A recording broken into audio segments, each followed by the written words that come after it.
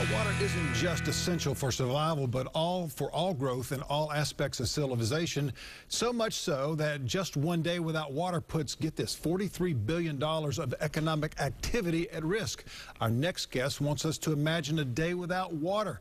Joining us today to explain this is Radhika Fox. She is a CEO of U.S. Water Alliance and director of the Value of Water campaign. How are you today, coming in from San Francisco? Thank you. Good morning. Thanks for having me. Yes, ma'am. Could you tell us first, what is the idea behind a day without water and how priorities involved over the past 3 years of the campaign? Well, too many Americans take their water systems for granted. They turn on their tap and clean water flows out. They flush their toilets and the dirty water goes away. They really don't think twice about the infrastructure that's needed to make that happen. So that's what Imagine a Day Without Water is all about. We are trying to shine a bright light on how important our water systems are to people's everyday lives.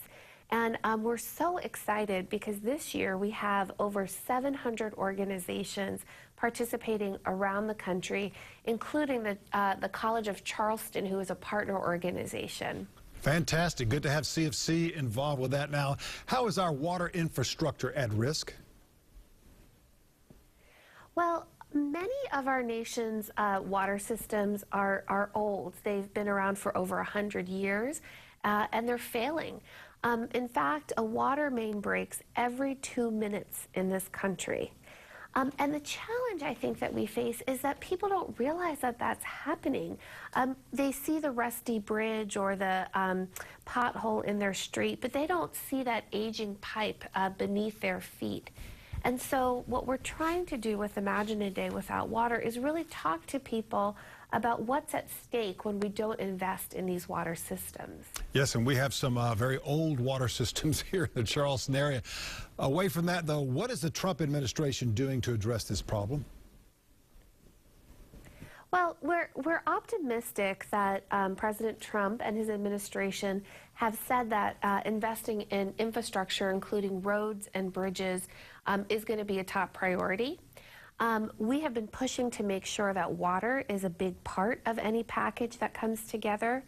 And you know what's exciting is that Americans really want to see greater investment. A recent poll that we conducted showed that 80% of Americans want to see more investment in infrastructure. It's more important to them than reforming health care or tax reform or building a wall.